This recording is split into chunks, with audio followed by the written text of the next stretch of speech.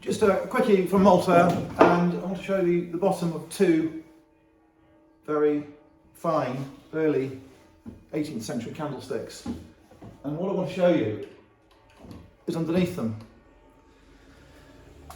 What do you want to look for when you're buying antique candlesticks like this? You can call them candlesticks, you can call them altar sticks, you can call them prickett sticks. You want to look for signs that the bottom has been made by hand. What you don't want to find is a sawn edge or flat bottom. So on this occasion there is a concave area where the individual chisel marks are visible, and on this occasion you can see that the feet have been chiselled separately from a separate piece of wood and they've been nailed on. The nails are square headed. That means that they're not modern nails. They were made by a farrier or a blacksmith, and they were beaten on an anvil in front of the furnace, and they have square sides and square heads. So the handmade nails, they're like the nails you get in a horseshoe. They're square, and those nails are 18th century nails, and there are no empty holes and other telltale signs that there's been fiddled with. This one's got a little extra piece of wood to make it stand level.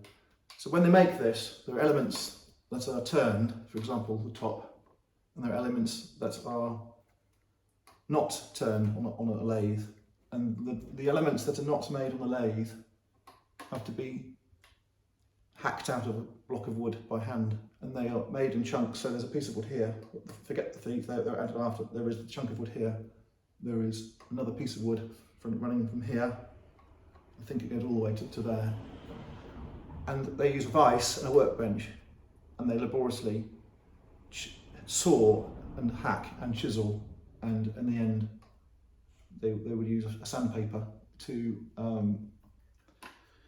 or stones to get the finish more flat. In Malta they actually use dried shark skin as sandpaper, believe it or not. The other use for dried shark skin is a material called shagreen, shagreen. That is often made into jewellery boxes. It's made into cigarette cases. The shark skin itself is sanded down, so the little polyps of skin look like little circles. They dye the shagreen, the shark skin. And the other use for shark skin is the handle of English swords. You see a handle on an infantry sword, usually. The rough surface is not leather, it's shark skin, often held on with brass wire.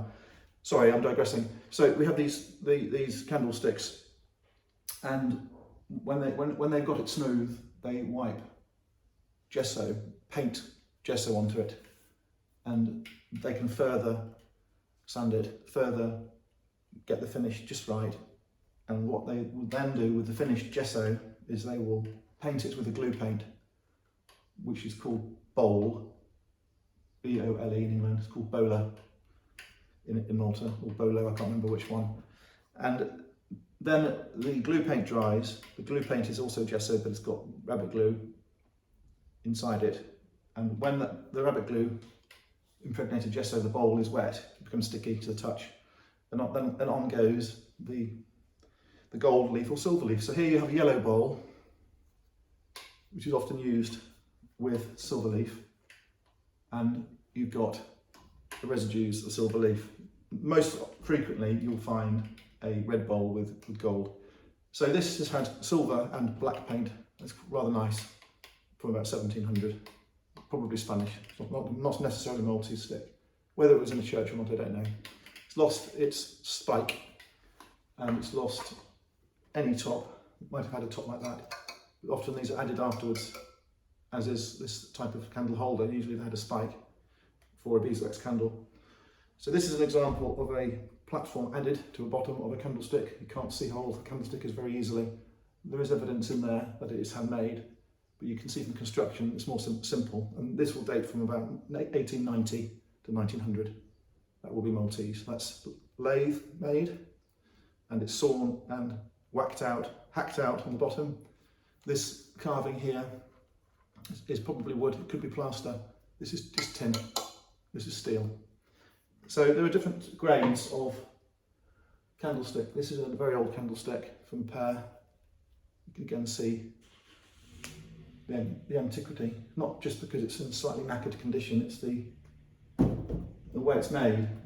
And it's getting quite hard now to buy old candlesticks.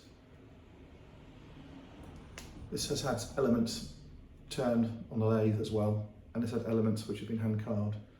So you've got very nice flowers, quite a Maltese emblem. You'll find the flower on the front of chest of drawers, on mirrors. Once you start looking for the flower in Malta, you'll see it all over the place.